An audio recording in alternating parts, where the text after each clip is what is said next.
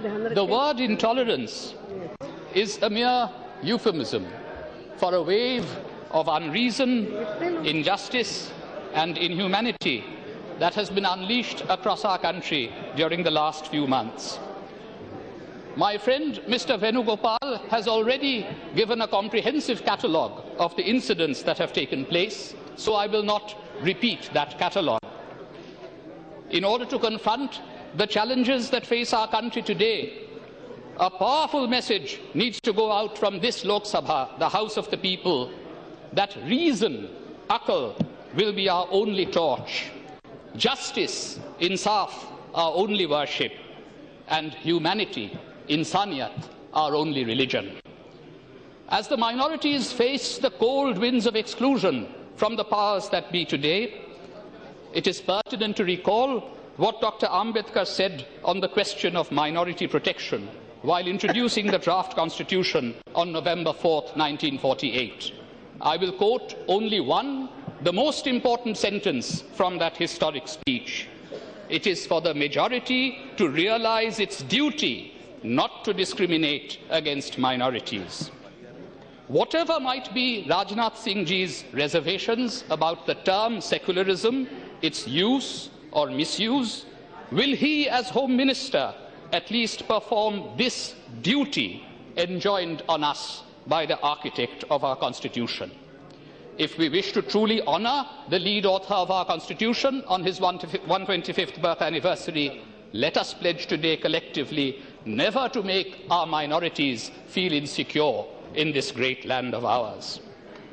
Had the Honourable Speaker allowed this humble historian to say a few words in the discussion on the Constitution, I would have just said something about the concept of constitutional morality that our Home Minister referred to towards the end of his speech. Dr. Ambedkar invoked the concept of constitutional morality described by Grote, the historian of Greece, as, and I quote, a paramount reverence for the forms of the Constitution, enforcing obedience to authority, acting under and within these forms, yet combined with the habit of open speech and unrestrained censure of those very authorities as to all their public acts. Unrestrained censure of authorities. Constitutional morality, Dr. Ambedkar told us, is not a natural sentiment. It has to be cultivated, and the people have to learn it. And he followed up this contention with a rather debatable proposition. He said, democracy in India is only a top dressing on an Indian soil, which is actually undemocratic. Now, in today's climate, who knows, some would probably label him unpatriotic or anti-national for having said so. But if we are a mature democracy, we will ponder over his remark and embrace the value of constitutional morality as respect for forms and processes that enable us to negotiate and then rise above differences. Differences which Grote described are characterized by the bitterness of party contest. This Lok Sabha needs to transcend the bitterness of party contest. In the course of the Constituent Assembly debates, Zairul Hasan Lari pointed out that constitutional morality was a value that not just citizens should learn, but also the government must learn. The spirit underlying the Constitution, and not just the words, must guide the government. When will this government begin to appreciate that it can learn much more from the criticism of its opponents than from the eulogy of its supporters? Right. I urge this government to listen to the voices of our most brilliant thinkers and writers, historians and scientists, artists and activists, and not let loose their hounds in the social media on them whenever they express their anguish or concern. Don't be sarcastic about them by calling them our wonderful intellectuals. To be absolutely clear, we are not saying that India is intolerant. We are saying followers, supporters, and even some members of this government are spreading a virulent form of prejudice and bigotry. The refusal to unequivocally condemn and take exemplary action against the offenders on the part of the leader of this government must be seen as out of sync with the concept and the value of constitutional morality. Our poet Qazi Nazrul Islam had sung, Hindu naura Muslim oi jiggashe konjon, Kandari bolo dubiche manush, shantan mor mar. The duty of the captain of a ship is to treat his passengers in crisis equally as human beings, as children of the mother. Intolerance is bad, Madam Speaker, but tolerance is not good enough.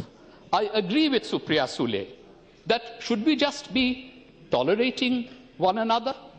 That is not my idea of India. We have to aspire for something much higher. We must cultivate the value of cultural intimacy, Sanskritic Sannidhya among our diverse communities. That was the foundation of Netaji Subhash Chandra Bose's political philosophy.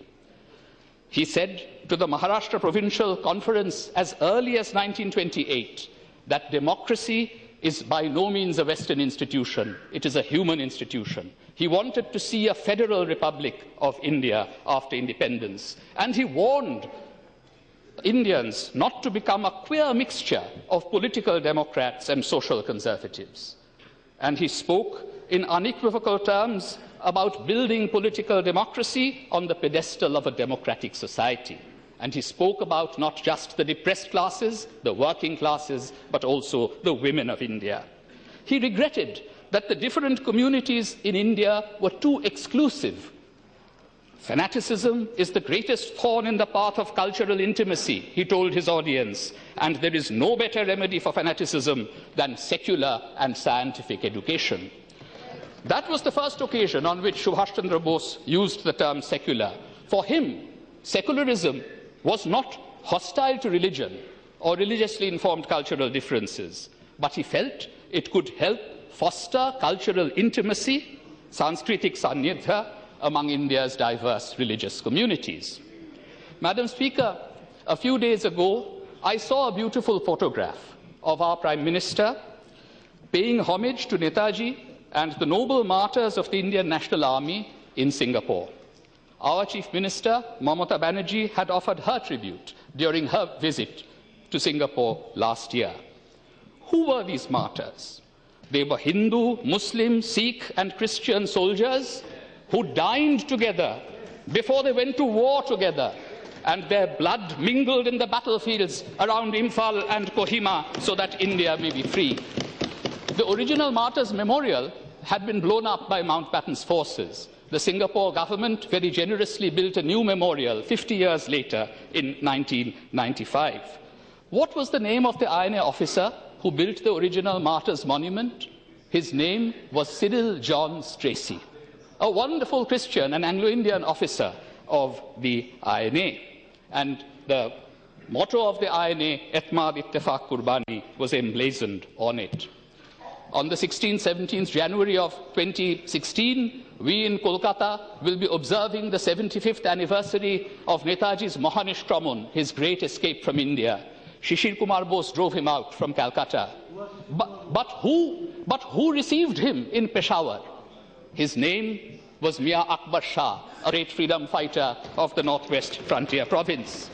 Who was Netaji's only Indian companion on the perilous submarine voyage from Europe to Asia that took 90 days? His name was Abid Hassan from the Hyderabad Deccan. Who was the commander of the 1st Division of the INA, which fought in India's northeast? His name was Muhammad Zaman Kiani. Who hoisted the Indian tricolour near Moirang, in Moirang, near Imphal, in 1944? His name was Shaukat Malik. And who was Netaji's only Indian companion on his final flight in 1945? His name was Habibur Rahman. And what were the names of the 3 officers who were put on trial at the Red Fort 70 years ago? Their names were Prem Kumar Saigal, Gurbaksh Singh Dhillon, and Shahnawaz Khan. We have observed an anniversary of the Constitution, the birth anniversary of Dr. B.R. Ambedkar. I think we ought to be observing the 70th anniversary of the Red Fort trials that began on the 5th of November 1945 and ended on the 31st of December 1945. And these 3 men were sentenced to deportation for life, but the British could not implement that sentence. In those days, you will remember, Madam Speaker, there, or the older generation will certainly remember, that there was a slogan, Lal Kile se aaye awaaz, Sargal Dhilan Shanawaz. Mahatma Gandhi. पढ़ते तो है ना, history पढ़ते तो है, जन्म तो नहीं हुआ. Mahatma Gandhi visited the INA prisoners in the Red Fort, and he was told that in the INA we recognized no differences of creed or religion, but here the British are serving us Hindu tea and Muslim tea separately. So Mahatma Gandhi asked, why do you suffer it? And the reply came, no, we don't. We mix Hindu tea and Muslim tea exactly half and half and then serve. The same with food. We have to rekindle that spirit of the winter of 1945 in India today. Now, Madam Speaker, our fight against intolerance is essentially a fight against unreason, injustice and inhumanity. In conclusion, let me make a fervent appeal concerning a sensitive issue that has led to a tragic loss of lives in recent months. We do, of course, have Article 48 as part of the many directive principles of the state on the subject of agriculture and animal husbandry, urging steps for prohibiting the slaughter of cows. Now, Srimati Lekhi yesterday made reference to this directive principle in the course of her fiery speech. But it cannot, under any circumstances, be used as a sordid pretext to take precious human life. Dr. Ambedkar would have been horrified to see this happen. In my maiden speech delivered in June 2014, I had mourned the death of Mohsin Sheikh, the computer engineer in Pune. This happened days after the new government took power. Today, I mourn the death of Muhammad Akhlaq and others who have been victims in recent months of the poison of religious hatred. In the name of bygone generations that have welded the Indian people into a nation, I invoke the noble meaning of the word akhlaq. What does akhlaq mean? It means ethics.